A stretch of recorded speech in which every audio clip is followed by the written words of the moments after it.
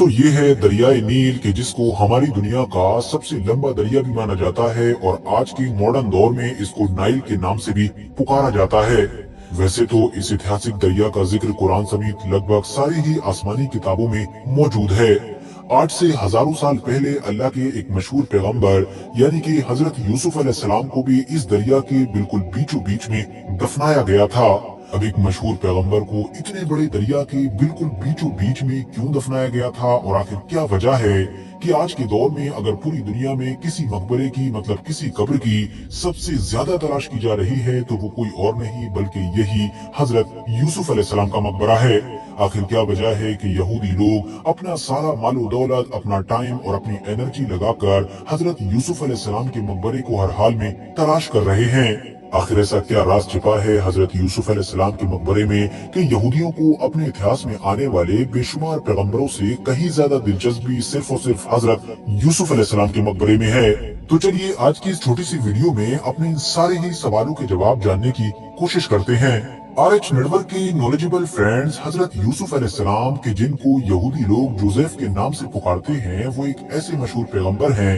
कि जिनकी स्टोरी पर या ये कहिए कि जिनके पूरे इतिहास पर कुरान के अंदर एक कंप्लीट सूरह मौजूद है। और तो और खुदा की तरफ से इनके किस्से को अहसनुल क़सस यानी तमाम बाकी किस्सों से भी अच्छा किस्सा कहा गया है। इसमें बताया गया है कि किस तरह से हजरत यूसुफ अलैहिस्सलाम के जिनको उनके अपने ही सौतेले भाई एक कुएं में फेंकाए थे, उनको किस तरह से खुदा ने न सिर्फ इस कुएं से निकाला और उनकी जान को बचाया बल्कि मिस्र की बाजार में एक गुलाम की हैसियत से बिकने वाले अपने इस बंदे को एक अजीम सल्तनत का हुक्मरान तक बना डाला। दोस्तों, मशहूर पैगंबर हजरत यूसुफ अलैहिस्सलाम से जितनी ज्यादा मोहब्बत और जितनी ज्यादा अकीदत अब उनकी अपने कौम के लोग मतलब कि बनी इसराइल रखा करते थे, उतनी ही ज्यादा मोहब्बत और उतनी ही ज्यादा इज्जत उस मिस्र के लोग भी दिया करते थे कि जहाँ के अब वो हुक्मरान बन चुके थे। तो इसीलिए जब हजरत यूसुफ अलैहिस्सलाम की वफात हुई तो इन दोनों ही ग्रुप मतलब कि बनी इसराइल और मिस्र के रहने वाले लोगों के बीच इस चीज को लेकर झगड़ा हो गया और इख्तिलाफ हो गया कि आखिर हजरत यूसुफ अलैहिस्सलाम के जिस्म मुबारक मतलब उनकी बॉडी को कहां पर दफनाया जाए। जहां एक तरफ मिस्र के लोगों की ये ख्वाहिश थी कि क्योंकि हजरत यूसुफ अलैहिस्सलाम उनके लीडर थे, उनके हुक्मरान थे, उनके मददगार थे, तो उनको उनके ही इलाके में दफनाया जाए, तो वहीं दूसरी तरफ बनी इसराइल चाहते थे कि हजरत यूसुफ को उस जगह पर दफनाया जाए कि जहां वो चाहते हैं। लंबी कशमकश के बाद आखिरकार एक अक्लमंद इंसान ने ये मशवरा दिया कि क्यों ना हम सब लोग मिलकर हजरत यूसुफ अलैहिस्सलाम के जिस्म मुबारक को उस दरियाए नील के बिल्कुल बीचों बीच में दफना दें कि जो अभी कुछ सूखा चल रहा है। फिलहाल दस्तूर के मुताबिक जब इस दरिया में पानी बहेगा तो अब जो इंसान भी इस दरिया का पानी पिएगा वो हजरत यूसुफ अलैहिस्सलाम की बरकत से और उनके फैज से मालामाल हो सकेगा। अब वो चाहे कौम बनी इसराइल का बंदा हो या फिर मिस्री नस्ल का इंसान हो। मशवरे पर अमल किया गया और हजरत यूसुफ अलैहिस्सलाम को दरियाए नील के बिल्कुल बीचों बीच में दफना दिया गया। वक्त गुजरता चला गया और कुछ वक्त के बाद ही बनी इसराइल और जो कदीम मिस्र मतलब के पुराने मिस्र के शहरी थे उनके आपस में रिश्ते खराब होना शुरू हो गए। सबसे पहले तो मिस्र के अंदर बनी इसराइल से सरकारी पदों मतलब के सरकारी ओहदों को छीना गया और फिर बाद में इनकी जो प्रॉपर्टी थी मतलब जमीन वगैरह उससे भी इनको महरूम कर दिया गया। हालत बुरी से बुरी होती चली गई और जब तक रैमसेस सेकंड नाम के फिरौन का दौर आया तब तक तो बनी इसराइल के लोगों की हैसियत मिस्र में सिवाय एक गुलाम की कुछ नहीं रह गई थी। मिस्र में इन लोगों को सिर्फ और सिर्फ गुलाम बनाकर ही रखा जाता था। ऐसे बुरे हालात में ही खुदा की तरफ से इन लोगों के बीच में एक नबी को मबूस किया गया कि जिसको हम सब लोग हजरत मूसा अलैहिस्सलाम के नाम से जानते हैं। उन्होंने न सिर्फ बनी इसराइल को जालिम फिरौन से छुटकारा दिलवाया बल्कि खुदा के हुक्म पर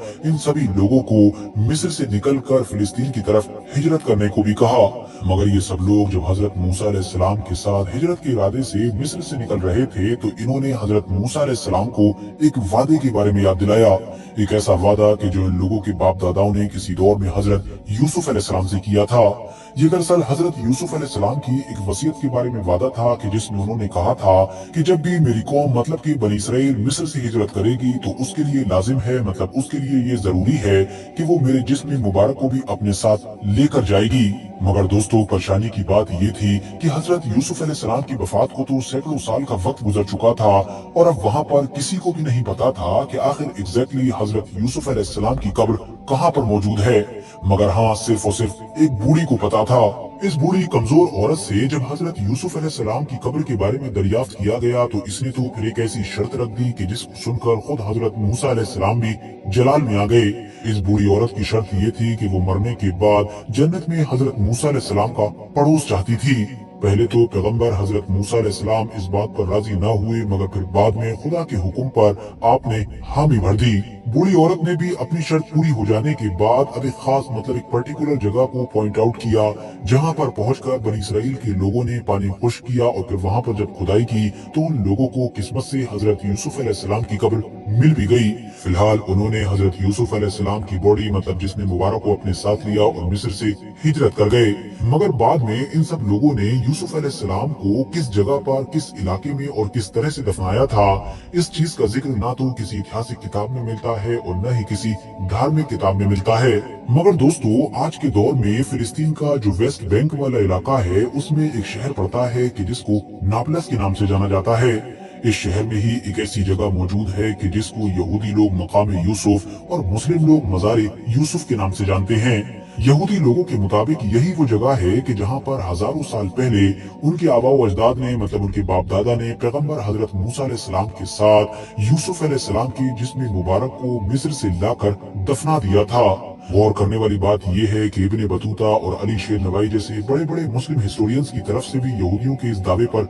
मोहर लगाई गई है। मगर दूसरी तरफ जो ज्यादातर मुस्लिम स्कॉलर्स हैं, मुस्लिम हिस्टोरियंस हैं और इन तमाम चीजों के बारे में जानकारी रखने वाले लोग हैं, उनका यही कहना है कि दरअसल ये जो कब्र है ये हजारों साल पहले गुजरने वाले मशहूर पैगंबर हजरत यूसुफ अलैहिस्सलाम की कब्र नहीं है, बल्कि ये तो एक ऐसे मुस्लिम सूफी बुजुर्ग की कब्र है कि जो हजारों साल पहले नहीं बल्कि अभी 2-3 सदियों पहले ही गुजरे हैं। इंटरेस्टिंग बात यह है कि साइंटिफिक तौर पर भी मतलब कि आर्कियोलॉजिस्ट की तरफ से भी ये बात मानी गई है कि ये जो कब्र है, यहाँ पर जो मजार है वो हजारों साल नहीं बल्कि अभी कुछ सदियों ही पुरानी है। मगर इन तमाम चीजों के बावजूद भी वक्त वक्त पर फिलिस्तीनी मुसलमानों और इजरायली यहूदियों के बीच इस शहर पर कब्जा करने के लिए झड़पें होती रहती हैं। तो दोस्तों, अब सवाल ये भी है कि आखिर यहूदी लोग हजरत यूसुफ अलैहिस्सलाम की कब्र को लेकर इतना ज्यादा सीरियस क्यों नजर आते हैं और आखिर वो हर हाल में हजरत यूसुफ अलैहिस्सलाम की कब्र को क्यों पाना चाहते हैं। बावजूद इसके कि उनके इतिहास में तो बेशुमार पैगंबर गुजरे हैं, तो बाकी पैगंबरों की कब्रों से और बाकी पैगंबरों की जो खास जगह हैं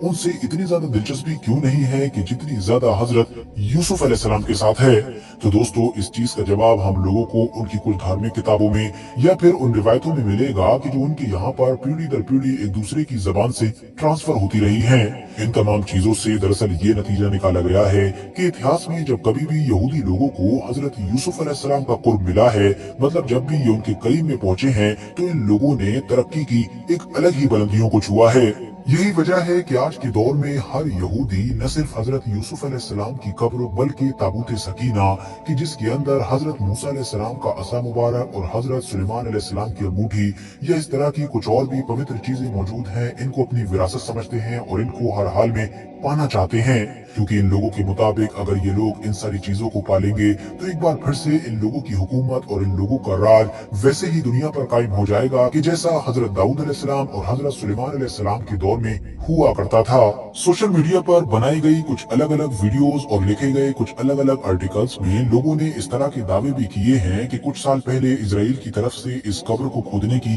कोशिश भी की गई थी, मगर हर बार उन लोगों को एक ऐसे खतरनाक सांप का सामना करना पड़ा था कि जो खोदने की सूरत में इस कब्र से बाहर आ जाता था। मगर दोस्तों, लाख कोशिशों के बावजूद भी मुझे किसी भी ऑथेंटिक सोर्स से कोई भी ऐसी चीज नहीं मिल सकी जो इन सारे दावों को सच साबित कर सके। इसीलिए मुझको तो पर्सनली ये महसूस होता है ये सरासर झूठ और मनगढ़ंत चीजें हैं।